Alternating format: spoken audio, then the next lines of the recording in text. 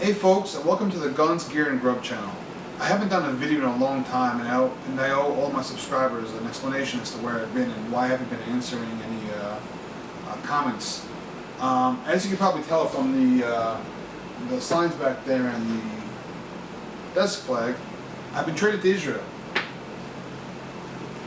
What happened was, when I was here 6 months ago, when I did my last video, I was visiting some friends with my wife and we were on vacation. And I ran into some people that I know in the gun industry, and I was told that there was a job opening for someone just like me. And when I heard about this job and who I'd be working for, well, this person happens to be the premier firearm designer in this country, and possibly in one of the best in the world. And I'd be working directly under him. I couldn't turn the opportunity down. It was just too much of an opportunity for me to go ahead and learn, and so I went and took it, and I've been working like crazy for the past 6 months, so I do apologize. And now that I have some more free time, I can go ahead and start getting back to the videos and show you guys some things that I've learned. So what company do I work for, you ask? Well, the company's called Silver Shadow, and I work for the division called Gilboa. We make rifles, mainly black rifles. We deal in everything, mostly AR, M16 type rifles. Do some Gilboa stuff, some AK stuff. Mostly M16 type rifles. One of the other divisions of the company is called corner shot. Yes, the stock that you go ahead and drop the Glock in and shoots around corners and put whatever you want in there, AKs, ARs, other types of pistols. So one of the rifles that we make here is, I'm sure all of you have seen this, is they call it the Snake. Israelis don't think of the best names for rifles, but it is a cool design nonetheless. Double-barreled AR. It does not have a buffer tube here. It's not a receiver extension. That there's a operating spring in. There's 2 op rod springs up here. Whatever. I'll get to this in another video. Hopefully, I'll be able to get to it soon, and we'll take it to the range, see how it does. This is something else that we have.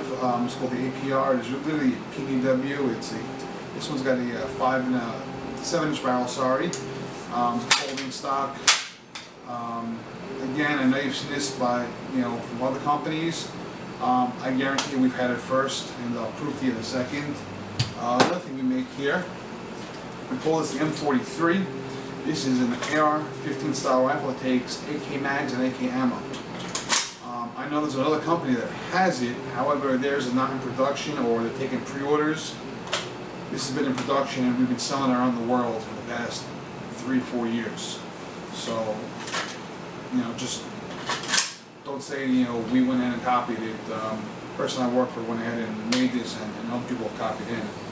And here's a 14.5-inch barrel version, just so you don't think this is a mock-up or something. So what I want to talk about today is a couple things. First things first, most people know about Israel, the firearms that they make.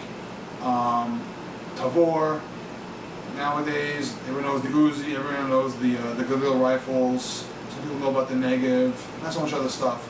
One of the things I've learned from coming here and actually working here is that they made a whole wide range of guns and gun-related accessories that they don't sell or have never sold to America or anywhere else. And not because of any rules or regulations like ITAR type of things, but just they never understood the American mentality of the firearms market. They didn't understand there was a market for such things. For instance, this M14 mount, it is a great scope mount. It's not like a mount. It has ratcheting lockdown. It has these little grooves here. The main to the receiver keeps it. You can pull this thing on and off 20-30 times and hold it 0. Again, it was just never sold. They made about 80 of them for projects here, and then they could have sold them whatever into America. It'd be a great addition to have, but we never went and sold them. Another thing we have here, and this is actually a one copy of. There's only one of the world. This is the Uzi Gal rifle. This was designed by the master himself, Uzi Gal, and unfortunately, he never went ahead and got the chance to manufacture it. But there are some great features in this rifle that you can probably tell were incorporated into the Galil. One of the great things about this rifle is has a quick change barrel. Go ahead and change barrels out in a matter of seconds. A matter of a couple seconds. There you go. And, yeah, you can see it has the incorporated bipods down here, just like the illegal models. Again, unfortunately, this rifle was never put in production, but it would have been a great rifle to have. So what I want to talk about today is we're very close with this company here called IMI Defense, and they went ahead and made a polymer lower and upper receiver. You know, we do all our stuff machining from aluminum and steel and metals. I don't know if you can hear in the background, we have CNC machines going. It's 10 o'clock at night. I don't know if you can hear the machines in the video, but you know, we got guys back there working 24 hours. So he went ahead and made a polymer lower and upper receiver, and he asked me if I could go ahead and do a video just actually showing how to go ahead and assemble it for him. So no problem.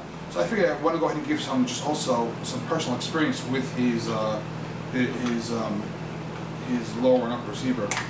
Now, when I got here, one of the first weeks I got here, we went ahead and assembled this rifle right here, just on the, for the fun of it. And we took an old beat-up barrel, put on, we just ground this down. This is a front-type H, so it would go ahead and be flat. Threw on some polymer handguards, and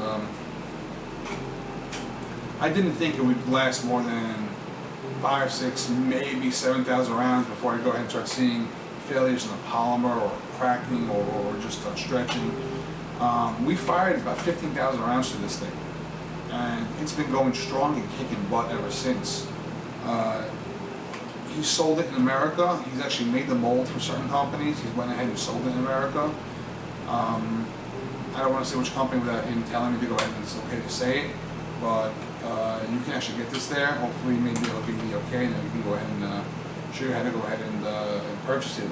It is great. It stands up. It is really great rifle, and this whole thing just assembled like this weighs no more than 5 pounds. It makes a great backpack gun, a great PDW weapon.